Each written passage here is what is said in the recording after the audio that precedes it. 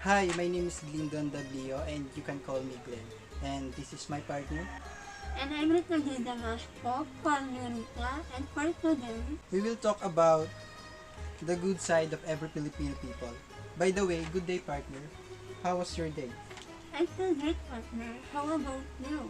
It seems that you're up onto something or maybe you're gonna share something for today. Am I right? Definitely right partner. But before anything else, what does come into your mind when you hear the word family-oriented? These are the person who puts their family or their loved ones at the top of their priorities, partner. That's correct, Rika. Did you know that we Filipinos are known for being family-oriented? Because we often put the needs or welfare of our family ahead of our own happiness. We do almost everything with our family, just like going to church and eating dinner together. Indeed, Glenn, I witness how we Filipinos become a family-oriented one. And in addition to this, Rika, our family is what we lean on whenever we have a problem. We know that no matter what happens, they will never abandon us because they have shaped and raised us well. Indeed, Glenn, our family is always in our side, especially when we make decisions and think that they are our stars that shine whenever we walk into the dark. Exactly, Rika. I can compare the family to a wall that even if you kick or punch it multiple times, the wall is still unshakable by anyone. Even if others say that your behavior is bad, they will still not judge you and they will still treat you well because they are your family. They said blood is thicker than water. So no matter what happens, nothing beats the love we receive from our family. Every Filipino always sympathizes with every problem we face, and the family is said to be the people who are ready to defend us even if the world judge us. Correct, partner. And aside from being a family-oriented of the Filipinos, we are also known as devoted. People on the planet, we Filipinos are very faithful. You, partner, are you a faithful person? Yes, of course. I'm a faithful person, Rika. That's great to hear. I'm also a faithful person, Glenn. My family are also a faithful person. But being faithful is not about God. Only we can be faithful in different ways, like being a faithful partner, and or being true to His word, commitment, and so on. I see. That I am talking about being faithful with God. Whatever religion we practice, we remain faithful and never lose hope for a better tomorrow. Yes, that's correct. Our faith and hope will keep us kind, positive, peaceful, and determined to achieve our goals no matter how difficult they appear. Yes, indeed. Being a family-oriented and faithful one is a good character trait we must value and educate with the others. That's all. Stay tuned and bear with us and listen to the next topic. Bye! Good day everyone, my name is King Cyrus Francisco. You can call me King for short, and my topic is politeness. Good day everyone, my name is GONZAGA and I will discuss how helpful and honest Filipinos are. Partner, how can say Filipinos are polite? Well, I think Filipinos are polite on the way they respect and talk to each other. Yes, you're right. In the other country, Filipinos are known to be polite people. Did you know the reason of being polite one? Now that you mentioned it, partner, can you enlighten me? The main reason of Filipinos is that they want to show their respect, especially when they are talking to their family or to a stranger that is older or those people with high position than them. Are you familiar with po and opo, partner? Yes, I am. Why do you ask? They often use po and opo to show their respect to those elders. Children and also adults are used to perform manoko gestures, which involve bringing back of an elder's hand to one's back row. Furthermore, most Filipino employees always address their customer or even their bosses as ma'am or sir to show humanity and honor in serving them. Partner, do you know some people deem us Filipinos helpful? Yes, but please enlighten me more.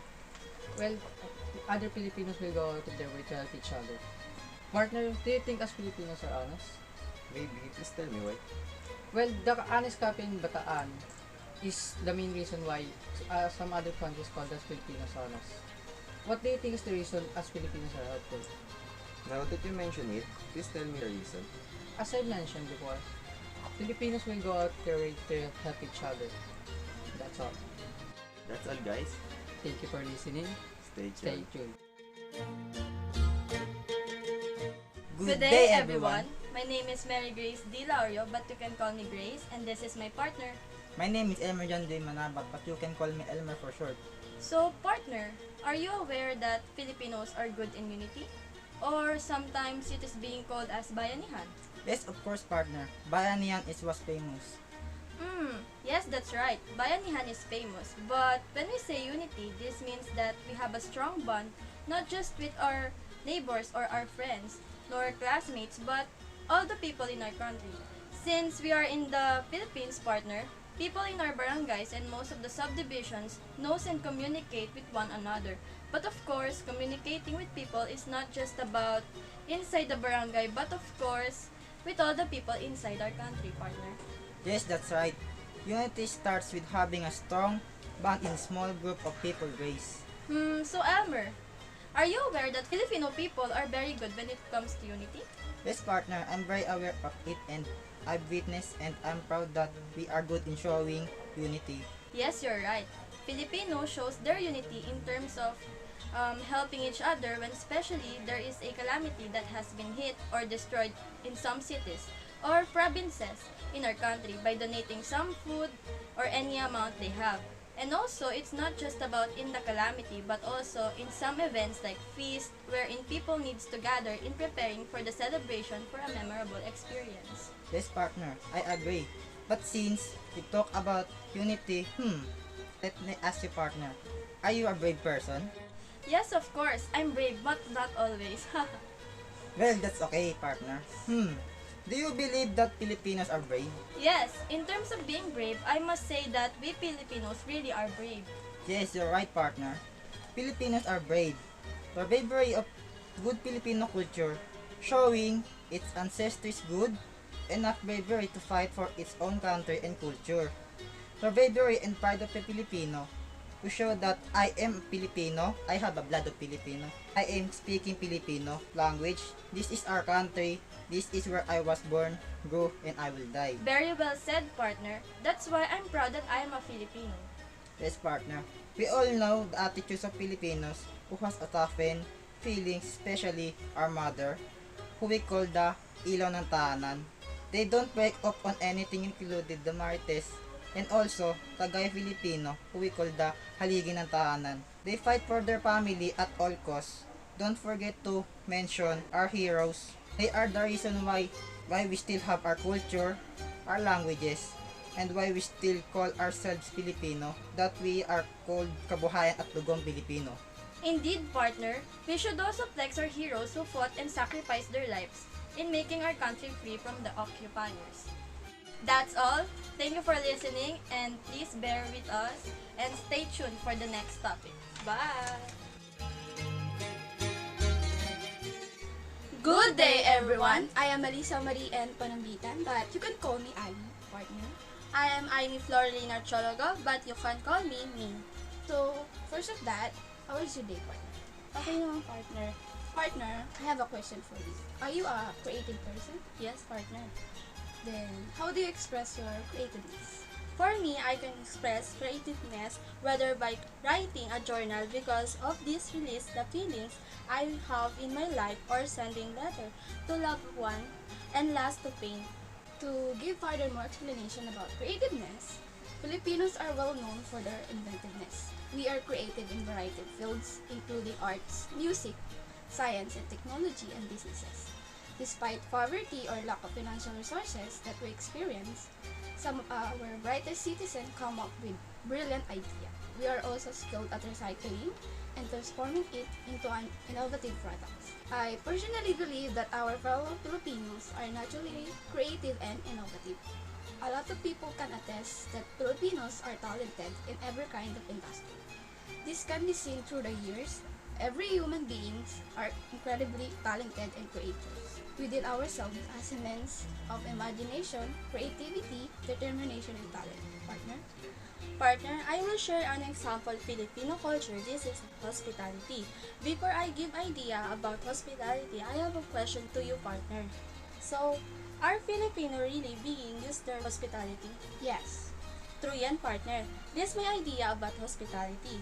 Filipino culture is always treat our guests warmly, whether they are foreigner or not. Therefore, if there one thing that foreigners should we all usually comment about right and after they visit the Philippines, it should probably not to be food or the place they visited by hospitality of people.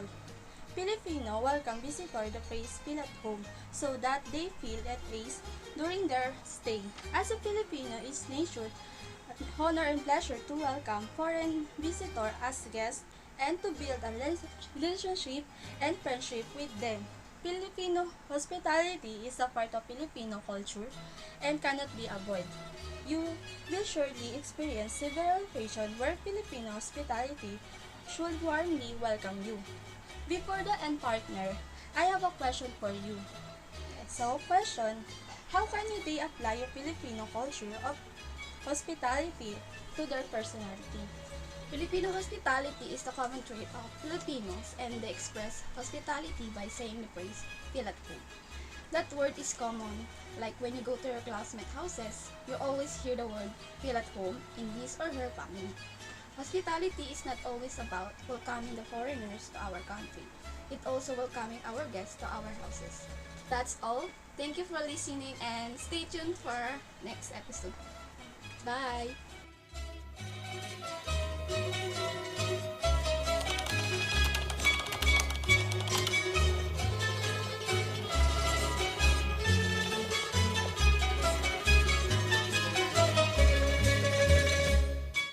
Good day, everyone. By the way, I am Ana Marie Baluran. I am Pauline sa Cervantes. We're here to tackle about the Filipino culture, which is the Ningas Kugon and Filipino time.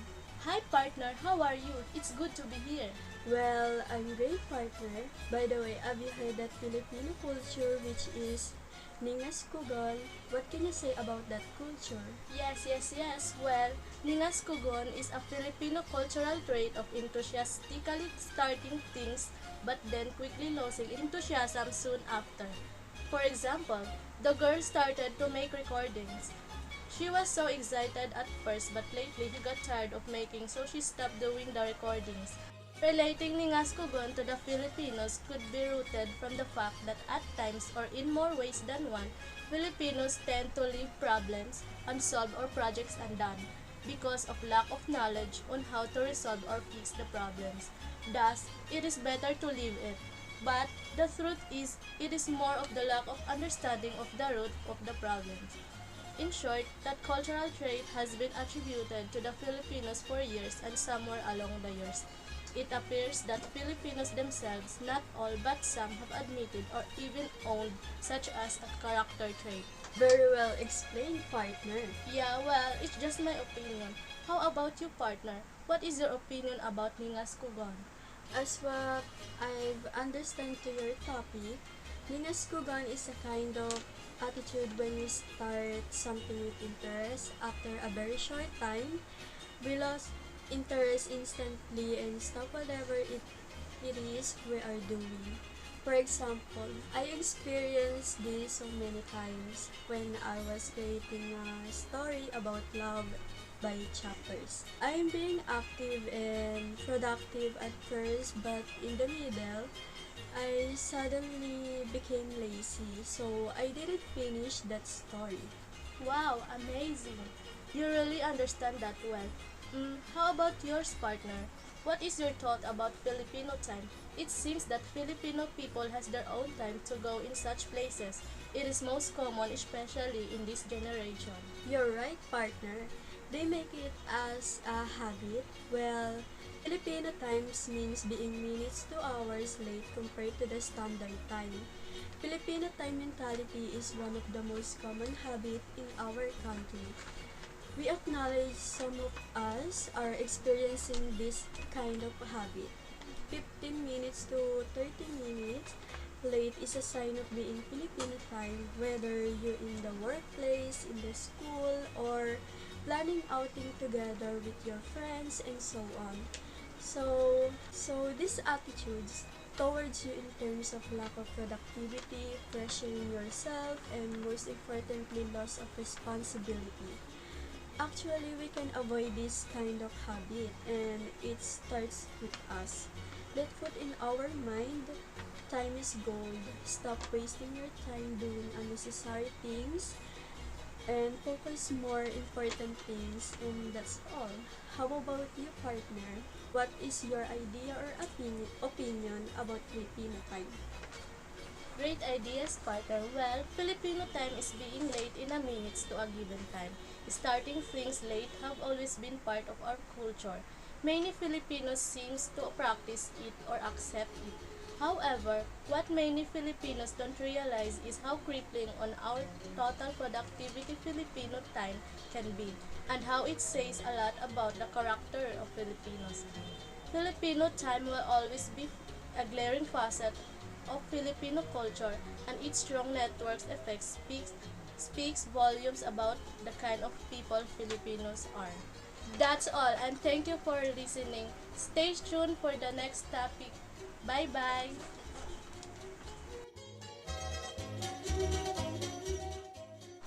Good day everyone, I'm RASEL and this is my partner LEIKA. Hello guys! Our topic is about balat sibuyas and manana habit. Partner, do you have an idea about balat sibuyas? Or have you heard it before? Yes, especially from old people like our titas and lolas. But you know what, partner? Balat sibuyas means easily hurt or offended. For example, when someone easily hurt or offended if you tease them, they are really a sensitive person. Actually, partner, I've met someone that before. Have you met someone like that before? Yes, of course. I remembered when my classmates and I teasing one of our classmates because she got scolded by our teacher because she is talking with her friend while our teacher is talking. She cried and walked out. Oh, he's so sensitive, partner. She's a real balat sibuyas. Yes, but you know what, partner? I realized something. Maybe they are balat sibuyas because they experienced something from their past and had a trauma. Definitely, partner.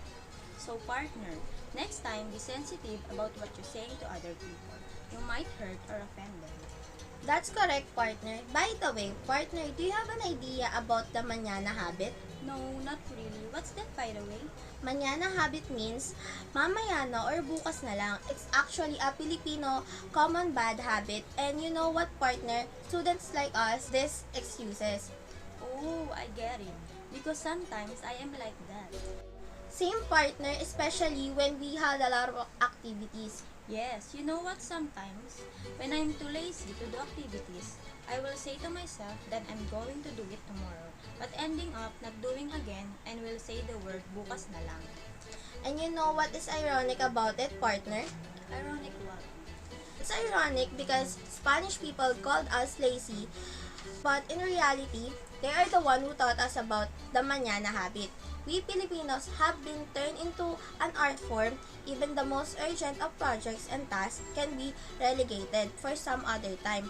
We are only forced to work on them when the deadline is near. It's a miracle we get things done in this country in the first place. Manana habit, known as tomorrow in English, and the habit encourage procrastination and ability. I agree, because when we tolerate this habit, we might not finish something we need to do. Yes, partner, we should start being productive and stop saying mamaya na or bukas na lang. Yes, it's a common bad habit for us Filipino, but let's not tolerate and normalize it.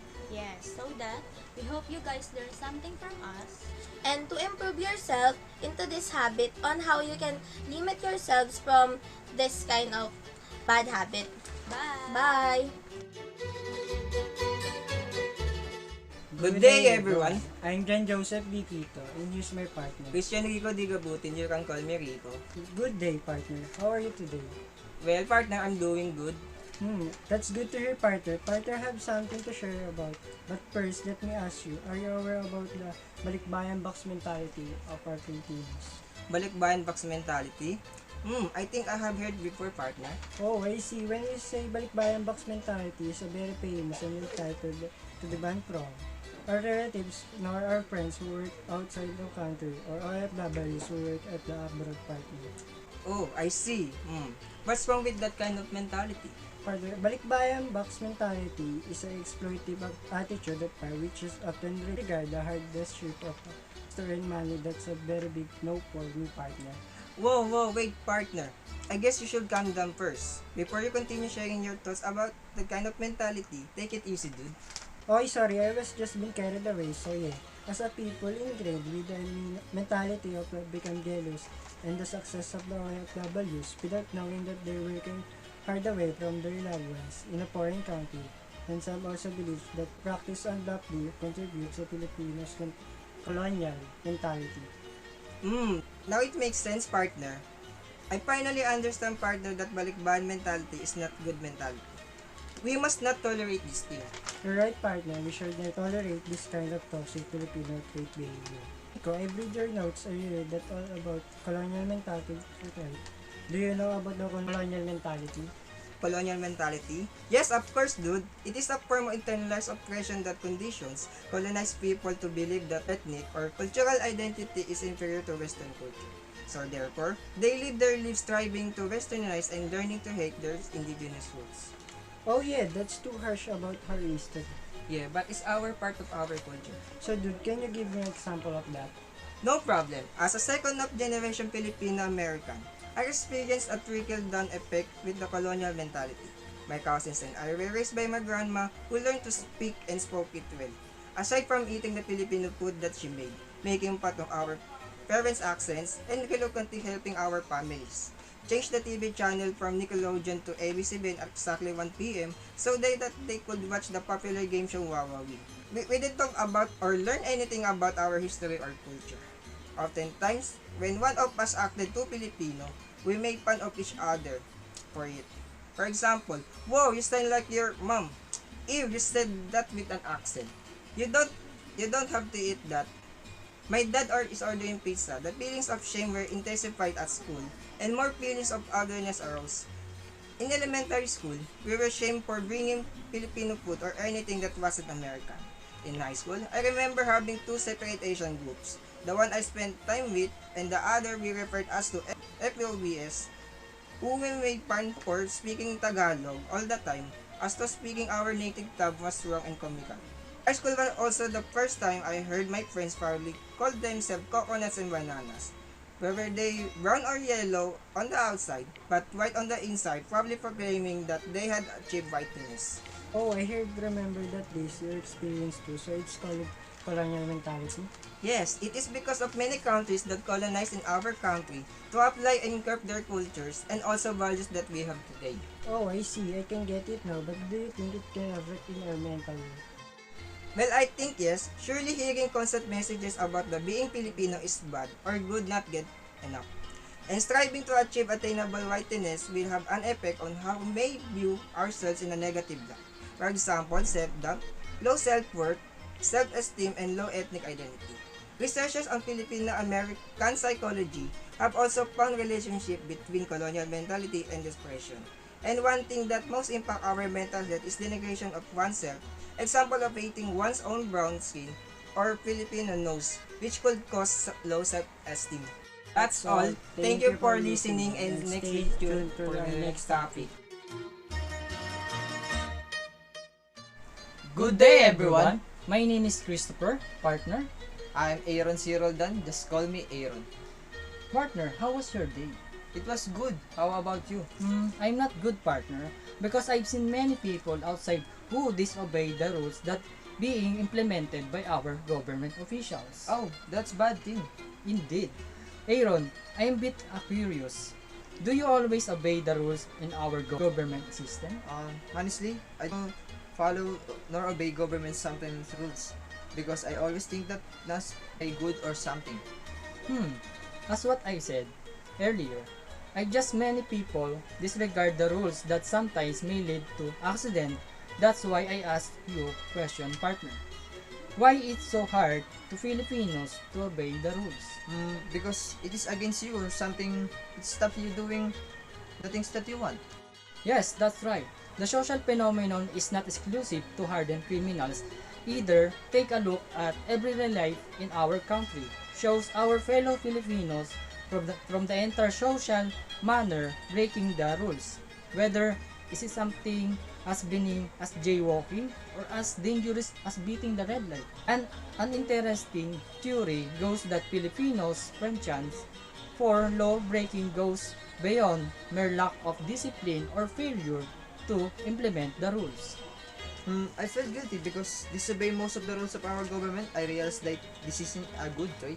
Exactly. Obeying rules will not harm us, instead, it will protect us. Obeying the rules will keep the society disciplined and there will be peace in the nation we live in. Thank you for reminding me, partner, that obeying the rules of the government will lead us into peace. But Chris, are you aware that Filipinos are accustomed to say bahala na si Batman? Do you think sometimes say that, partner? Yes. I sometimes say bahala na si Batman, especially when deciding into something situation. You see, bahala na is a Filipino expression that kinda means whether will be or coming what they want. Or in all their more traditional context, let's God will be. In fact, the more common version of its bahala na ang Diyos, where Diyos is the Filipino word God Almighty. This is the Filipino own version of fatalism. The belief of leaving everything to God's fate. This attitude, while not inherent detrimental itself, it's still double-edged sword. I see. On the other hand, positive aspect of this behavior include belief in divine providence and national social responsibility. On the other hand, the attitude can promote sense of helplessness and resignation of one's fate at the local level, countrywide lack of empathy, collective action national level. This is also reason why to have amnesia over past wrongdoing committed by our leaders. That's our topic, guys. Thank you for listening. Bye.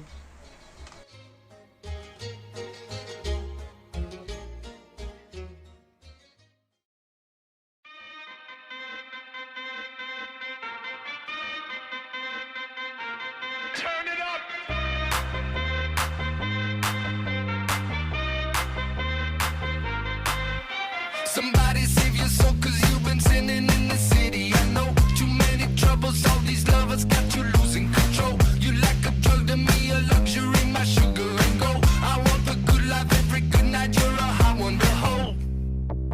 Cause you don't even know, I can make your hands clap.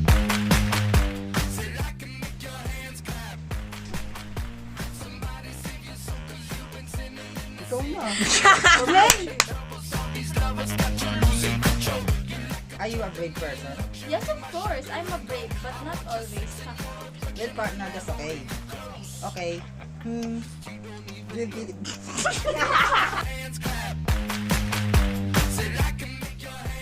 Good day, everyone. I am ALYZZA and PANAMBITAN, but you can call me Anne.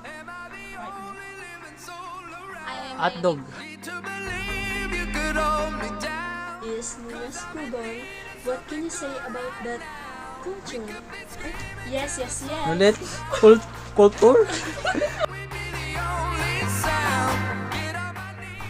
Good day everyone, my name is CYRUS. Baka mo yung boses ko. That's all guys. Thank you for listening. Stay tuned. Stay tuned.